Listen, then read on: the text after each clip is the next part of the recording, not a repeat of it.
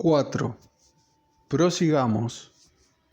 De ningún modo nos oponemos a la lucha por las reformas y no queremos ignorar la triste posibilidad de que la humanidad, si sucede lo peor, tenga que pasar por una segunda guerra imperialista, si de la guerra actual no surge la revolución. A pesar de las numerosas explosiones de efervescencia de las masas y del descontento de las masas, y a pesar de nuestros esfuerzos. Somos partidarios de un programa de reformas que también esté dirigido contra los oportunistas. Muchos se alegrarían los oportunistas si abandonásemos totalmente en sus manos la lucha por las reformas y buscásemos escaparnos de la triste realidad en una nebulosa fantasía de desarme. El desarme significa simplemente huir de la desagradable realidad y no luchar contra ella. A propósito, algunos izquierdistas no dan una respuesta suficientemente concreta al problema de la defensa de la patria, y este es un gran defecto por parte de ellos. Teóricamente es mucho más correcto y en la práctica muchísimo más importante decir que en la actual guerra imperialista la defensa de la patria es un engaño reaccionario burgués, que adoptar una actitud general contra la defensa de la patria en cualquier circunstancia. Esto es erróneo y además no fustiga a los oportunistas, esos enemigos directos de los obreros dentro de los partidos obreros. En lo que se refiere al problema de la milicia, debiéramos decir, formulando una contestación concreta y prácticamente necesaria: no estamos por una milicia burguesa, estamos por una milicia únicamente proletaria. Por consiguiente, ni un centavo, ni un hombre, no solo para el ejército regular, sino tampoco para la milicia burguesa, incluso en países como Estados Unidos, Suiza, Noruega, etc. Con tanta mayor, por cuanto en los países republicanos más libres, por ejemplo Suiza, observamos una prusianización cada vez mayor de la milicia y que se la prostituye movilizándola contra los huelguistas.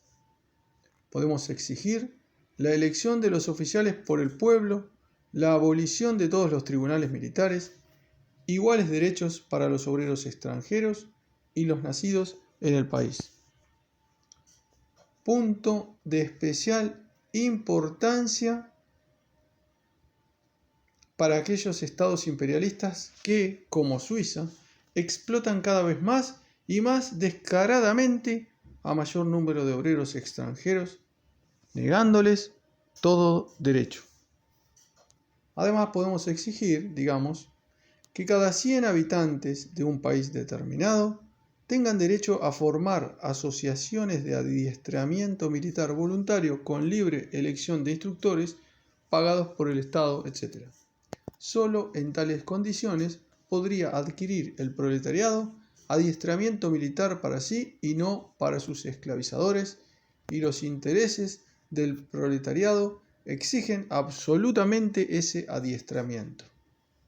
La Revolución Rusa demostró que todo éxito del movimiento revolucionario, incluso un éxito parcial, como la toma de una urbe, de una ciudad fabril o el atraerse a una parte del ejército, obliga inevitablemente al proletariado vencedor a poner en práctica precisamente ese programa.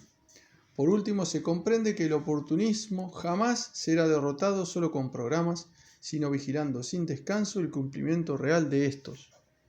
El mayor error fatal de la fracasada Segunda Internacional fue que sus palabras no concordaban con sus hechos, que se practicaba la costumbre de recurrir a una fraseología revolucionaria inescrupulosa, véase la actitud actual de Kautsky y compañía, hacia el manifiesto de Basilea, al enfocar desde este ángulo la exigencia del desarme, debemos, ante todo, plantear el problema de su significado objetivo. El desarme como idea social, es decir, una idea que surge de un determinado ambiente social y que puede actuar sobre él, y que no es una invención de algún excéntrico o de un grupo, surge evidentemente de las condiciones particulares tranquilas que, como excepción, prevalecen en algunos estados pequeños que durante un periodo bastante largo se mantuvieron al margen del derrotero mundial de las guerras y del derramamiento de sangre y que confían poder seguir así. Para convencerse de ello basta considerar, por ejemplo, los argumentos de los defensores del desarme en Noruega. Somos un país pequeño. Dicen, nuestro ejército es pequeño, nada podemos hacer contra las grandes potencias y por consiguiente nada podemos hacer si se nos impone por la fuerza una alianza imperialista con uno u otro grupo de grandes potencias.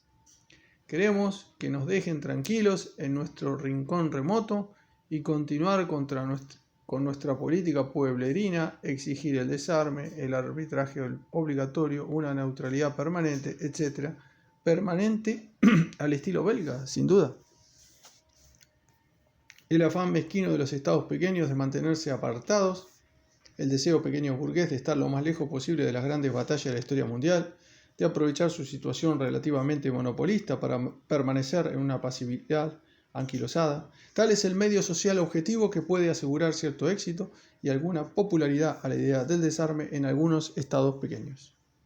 Claro que ese afán es reaccionario y está basado solo en ilusiones, pues el imperialismo, de uno u otro modo, arrastra a los estados pequeños a la vorágine de la economía mundial y de la política mundial.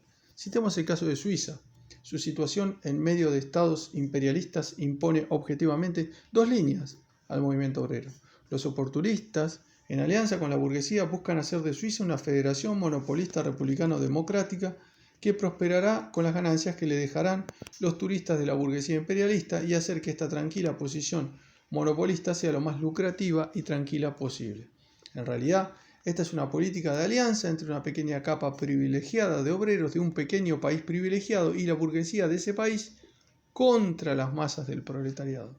Los verdaderos socialdemócratas suizos se esfuerzan por utilizar la relativa libertad de Suiza, su situación internacional, la vecindad con los países más ilustrados, la circunstancia de que Suiza no tiene, gracias a Dios, un idioma propio, sino 3 idiomas universales, para extender, consolidar, fortalecer la alianza revolucionaria de los elementos revolucionarios del proletariado de toda Europa.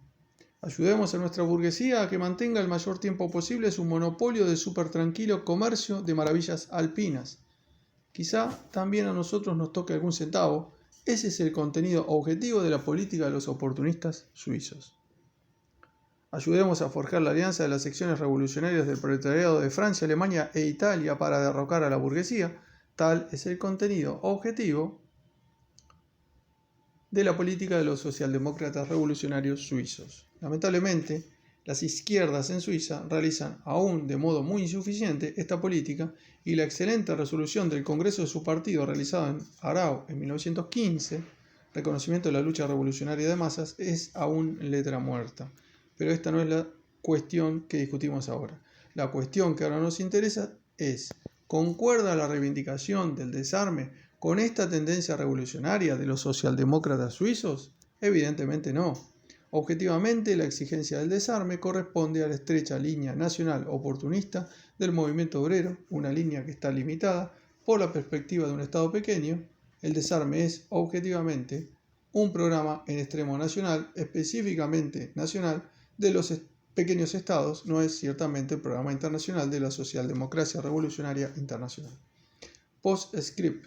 En el último número de Social Review de Inglaterra, septiembre del 1916, órgano del oportunista Partido Obrero Independiente, encontramos en la página 287 la resolución de la Conferencia de Newcastle de ese partido, negativa de apoyar cualquier guerra librada por cualquier gobierno, aunque nominalmente sea una guerra defensiva. En la página 205 del mismo número encontramos la siguiente declaración en un editorial: no aprobamos de ninguna manera la sublevación de los fenianos, sublevación irlandesa de 1916. No aprobamos ninguna insurrección armada, así como tampoco aprobamos ninguna forma de militarismo o de guerra. Es necesario demostrar que esos antimilitaristas que tales defensores del desarme, no de un país pequeño, sino grande, son los oportunistas más perniciosos? Y sin embargo, teóricamente, tienen toda la razón cuando consideran la insurrección como una de las formas del militarismo y de la guerra. Escrito en octubre de 1916, publicado en diciembre de 1916 en el Sbornik Socialdemókrata número 2, firmado N. Lenin, se publica de acuerdo con el texto de la publicación.